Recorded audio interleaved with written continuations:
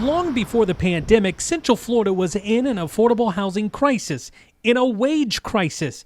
Many families were already facing difficulties. Then came COVID. You have millions of Floridians who have been pushed into poverty or unemployment, who are facing eviction, who need relief from the state. Relief is not cheap, especially now. Even with a $90+ billion state budget, Florida will have to adjust. State economists estimate Florida lawmakers will have to somehow fill a budget shortfall totaling $3.3 billion over the next 2 years.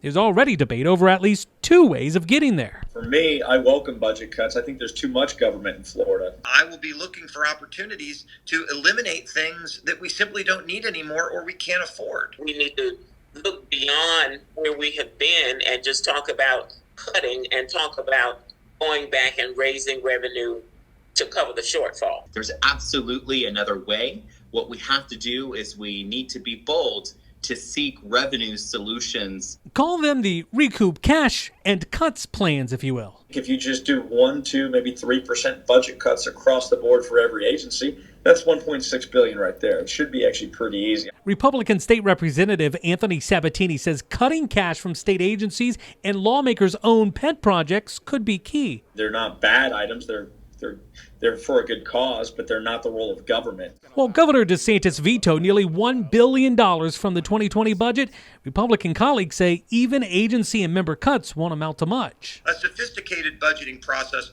will go program by program. Republican State Representative Randy Fine says to actually get the budget in check, they'll have to comb through recurring costs. Considering the impacts, education and healthcare made up nearly 70% of last year's budget. It's programs that have just happened this way for years and decades, and there's never the financial discipline to actually cut anything because there's always plenty of money. Democrat lawmakers, however, say not so fast. There are ways that we can meet the shortfall through things such as online sales tax. The argument is that Florida is only collecting online sales tax from companies with a brick and mortar presence in Florida when it should be collecting on all online sales. That sales tax that should be collected there is based on the honor system. Jimmy Petronas is Florida's chief financial officer. For a while there, Amazon had zero presence in the state of Florida. But as soon as Amazon opened up a distribution center in the state of Florida, automatically Amazon's sale of goods forces a sales tax collection process. Petronas says this alone would not cover the budget gaps. State Representative Carlos Guillermo-Smith says Florida is also missing millions by allowing corporations to skirt tax laws. They will have a single tax bill for all of their businesses and subsidiaries, which for the time being, what they've taken advantage of in the state of Florida is being able to hide their assets and basically shield their businesses from taxation. Democrats are looking to recoup cash not only to fill the gap, but to expand state aid. There is a push to expand state unemployment benefits from the current 12 weeks of $275 to 25 weeks of $500. I think making sure that people have a roof over their head, food on the table, appropriate clothing for themselves and their children is the investment that we need to make. It's a cost Thompson says the state can't afford not to pay. It's a cost Fine says the state can't afford to give. I look at every dollar that we give to one person is a dollar we can't give to another. And I take it even further. When you give a dollar to someone who doesn't need it, you steal it from someone who does. And I think if you ratchet up unemployment benefits, you actually exacerbate unemployment. You're looking at making people incentivized through federal and state unemployment payments not to look for a job. Expanding benefits will no doubt be a political divide when lawmakers meet for their next session in March. They'll also have to consider the Sadowski Fund. It's meant to help support affordable housing programs, but the money is often used for other purposes. Last session, it was fully funded for the first time in 20 years, but there was $230 million of Sadowski dollars that were going to be used for affordable housing this past legislative session. The governor vetoed the utilization of those dollars. What he ended up doing is using CARES Act dollars because there was guidance from Treasury that allowed housing to be used with CARES Act dollars. So, where we could get innovative and creative using federal dollars to replace those state dollars was ways that we knew the next legislative session would appreciate having a little bit of extra money to work with.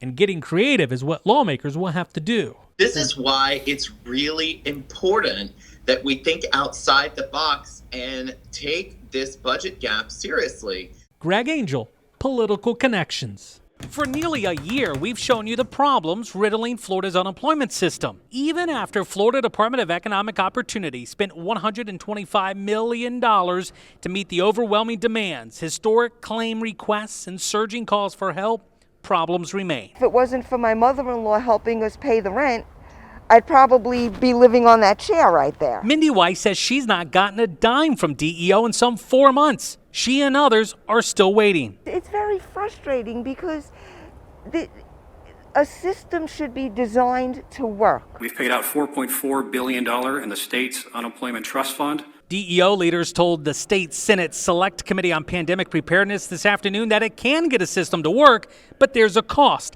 spelled out in this just released 200-plus page report. An outside firm estimating it'll cost at least $73 million over 2 years to improve DEO's IT system and move the current Connect program to a cloud-based operation. DEO Executive Director Dane Eagle told me in November that this audit would be used to campaign for more support and staffing from his former coworkers in the legislature. And that's another battle we're going to be working with the legislative session. We have a third party out there, a vendor out there right now, doing a review of the Connect process. We can come to the legislature and have our case presented and our needs presented so that we can move forward out of session with how to fix the system once and for all, which will take time, but we're on that. The question is, will the legislature and the governor sign their support? We pressed the governor again twice on Friday in Orlando about the ongoing unemployment troubles. Is 4 months too long to wait for unemployment benefits, Governor? In Tallahassee, Greg Angel, Spectrum News. Nearly a year now since the start of the pandemic and a surge of unemployment claims. Problems still persist. It's tough. Right now we're behind. I'm behind on my car, so it's kind of scary. We might lose the car. Danielle Preby was 12 weeks without benefits until just days ago when we started digging into her claim issues. The out-of-work merchandiser says the state is overdue on getting these issues fixed. And I'm also angry at the same time because the assistance is supposed to be there for people like me that are struggling, and it's not helping. I can tell you people at DEO are working night and day. Dane Eagle took over as executive director of the Florida Department of Economic Opportunity in September.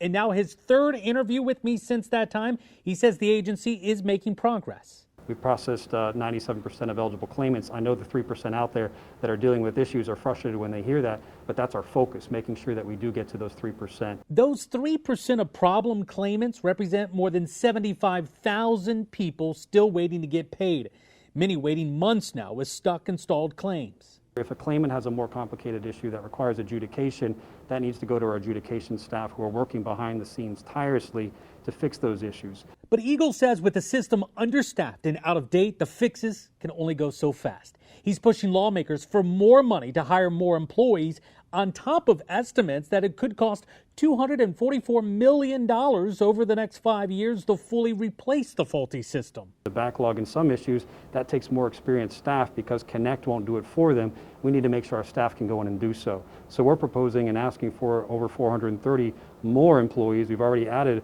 over 300, and we're going to ask for more to make sure that they can work on those more complicated claims and those who keep getting stuck in the system. In Tallahassee, Greg Angel, Spectrum News.